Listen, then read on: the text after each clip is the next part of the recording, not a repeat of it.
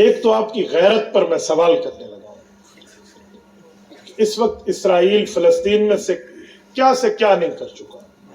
حق تو یہ تھا کہ آج ہم وہی ہوتے، لیکن ہم اقوام متحدہ کی پابندیوں میں ہیں، باؤنڈریز میں ہیں، ہم یہاں ہیں۔ یہ ملک کی فوج اور حکومتوں کا کام ہوتا ہے۔ اللہ ان سب اسلامی حکمرانوں کو غیرت عطا فرمائے، آمین۔ لیکن جتنا کام ہم کر سکتے ہیں وہ ہم کیوں نہیں کر رہے؟ اسرائیلی پروڈکٹ جتنے ہیں، جو اسرائیل کی مصنوعات ہیں، اس کا بائیکاٹ ہم کیوں نہیں کریں؟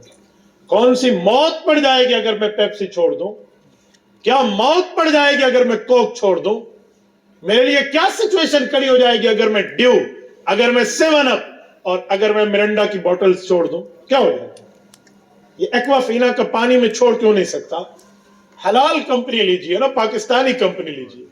کیوں ہم ایکوافینا کا اور کیوں ہم نیسلے کا پانی لیتے ہیں؟ کیوں ہم برائٹ کا صرف استعمال کرتے ہیں؟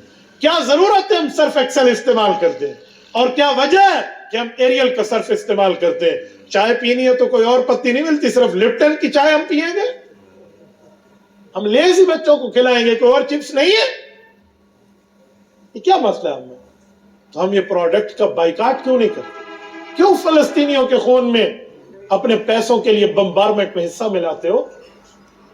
تم کہو گے کیا ہوتا ہے؟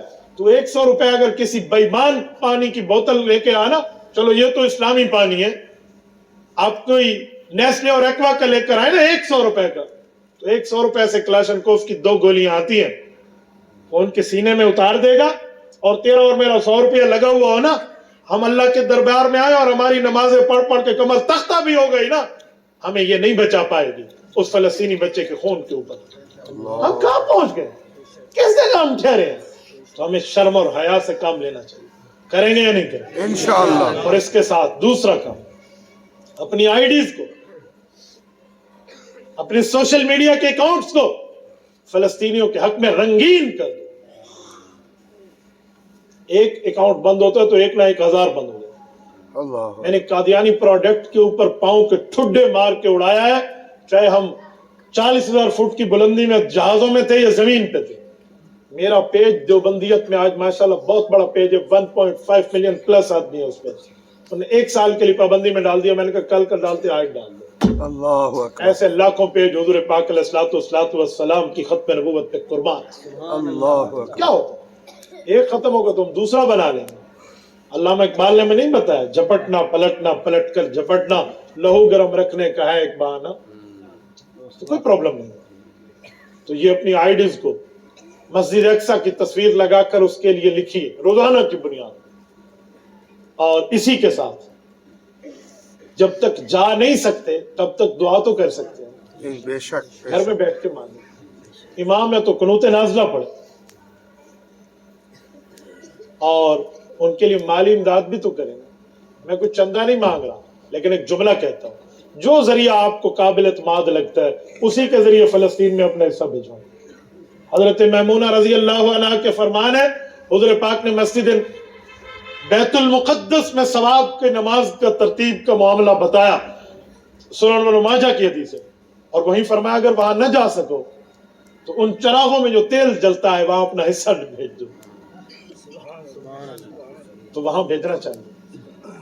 آج شیخ الاسلام مولانا مفتی محمد تقی عثمانی دامت برکاتہم نے کوئی 100 ارب کے لگ بھگ وہاں امداد دی، ماشاءاللہ۔ اور قائد ملت اسلامیہ، امام انقلاب، عالم اسلام کے لیے عموماً اور ملک پاکستان کے لیے خصوصاً ہمارے اسلامی مذہب کے ترجمان حضرت مولانا فضل الرحمان دامت برکاتہم نے 1 ارب 76 کروڑ روپیہ حماس کے سربراہ کے ہاتھ میں رکھا، جس کو 1 ارب 76 کروڑ کی صفریں گننا بھی نہیں آتی نا، بھی 6 ہوندن کے 8 ہوندن، وہ بھی سارے قائد تے لیندہ کرو، اللہ اکبر۔ وہ بھی مولانا فضل الرحمان پہ بول رہا ہوں۔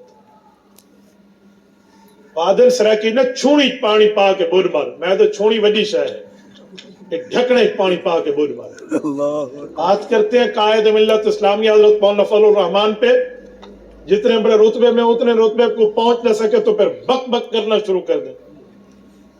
تو وہاں آج حضرت مولانا فرمان لگے کہ جو امریکہ کا وہ سیکٹری آئے نا اسٹیٹ کا، اور وہ ٹھہرا ہے کہ فلسطین میں فلسطینیوں کے خلاف اسرائیل کے ساتھ کہ میں تمہارے سے یہودی بھائی بن کے آؤں، مولانا نے کہا میں بھی اسماعیل ہانیہ کے پاس قطر میں گیا اور میں نے کہا میں بھی تمہارا مسلمان بھائی بن کے آیا ہوں, حماس کے ساتھ ٹھہروں گا. نعرہ تکبیر.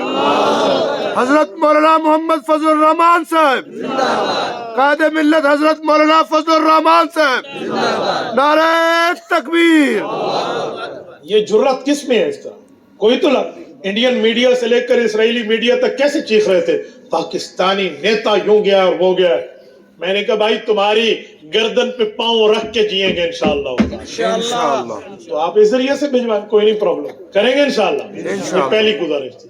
دوسری گزارش کہ آج الیکشن کا دور ہے, الیکشن کا زمانہ ہے, یاد رکھنا تمہارا انتخاب کتاب ہونا چاہیے.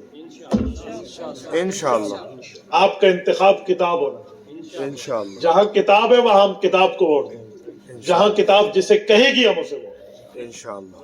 ہم یہ نہیں دیکھیں گے کہ میرا وزن کتنا ہے, ہم یہ دیکھیں گے میرا وزن کہاں ہے. اللہ. وہ ایک کلو ہے یا ایک من ہے, وہ اہل حق کے پلڑے میں ہونا چاہیے. رکھیں گے یا نہیں رکھیں گے انشاءاللہ. جزاکم اللہ تعالی. مفتی صاحب, حضرت مولانا فضل الرحمان کا منصوبہ, حملے کا منصوبہ کون بنا رہا ہے؟ مجھے یہ تو نہیں پتا کہ کون بنا رہا ہے, لیکن اتنا مجھے پتا ہے کہ جو بھی بنا رہا ہے نہ اس کو پاکستان اچھا لگتا ہے نہ فضل الرحمان اچھا لگتا ہے. اللہ اکبر. یریدون لیطفئوا نور اللہ بافواہہم واللہ متم نورہ ولو کرہ الکافرون. رب فرماتے ہیں اللہ کے نور کو تم بجھانا چاہو تو بجھانے کی کوشش تمہارا کام اور اس کو بچانا رب کا کام. اللہ. پتہ نہیں کسی ایک مفتی کی بات لکھی ہے, میں کسی یوتھیوں کے بارے میں بات نہیں کرتا بابا, نہ مجھ سے ان کے بارے میں پوچھا کریں. باقی اللہ آپ کو خوش و خرم رکھے. یہ علمی سوال ہے, یہاں کے دارالفتاؤں سے پوچھ لیں. جزاک اللہ تعالی.